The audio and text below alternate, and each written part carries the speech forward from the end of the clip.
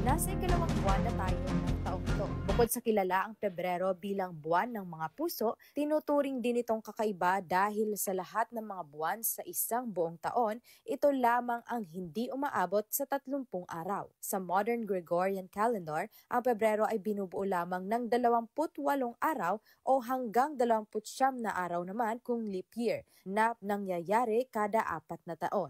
Paano nga ba ito nagsimula at bakit ito lamang ang bilang ng mga araw tuwing Pebrero? Ang unang Roman calendar na tinuturing bilang pinakamatandang ninuno ng Gregorian calendar ay may malaking pagkakaiba sa istruktura mula sa mga ibang variant nito. Ito kasi ay binubuo ng 10 buwan sa halip na 12 buwan. Upang ganap na ma-sync o maisabay ang kalendaryo sa lunar year, idinagdag ng Roman king na si Numa Pompilius ang buwan ng Enero at Pebrero sa orihinal na 10 buwan.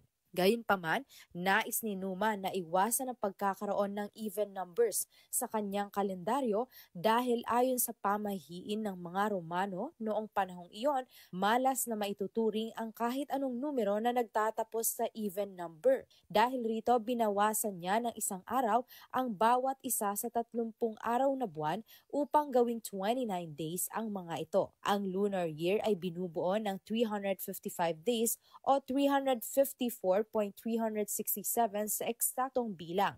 Ngunit kung tatawagin itong 354 ay magiging malas ang buong taon. Sa huli, kinailangang bawasan ng araw ang isang buwan sa 12 months o 12 months na bumubuo sa isang taon at gawin itong even number. Ito ay dahil sa isang simpleng mathematical fact kung saan ang sum ng kahit anong even amount o pantay na bilang ng odd numbers ay parating may katumbas na even number at gusto ng hari na gawin itong odd. Kaya pinili ni Numa ang Pebrero dahil ito ang buwan kung kailan isinasagawa ng mga Romano ang kanilang ritual para sa mga namayapa bilang malas na buwan na binubuo ng 38 araw. Para sa dagdag kaalaman, ito si Carol Tirao, nagbabalita ng tapat, naglilingkod ng sapat.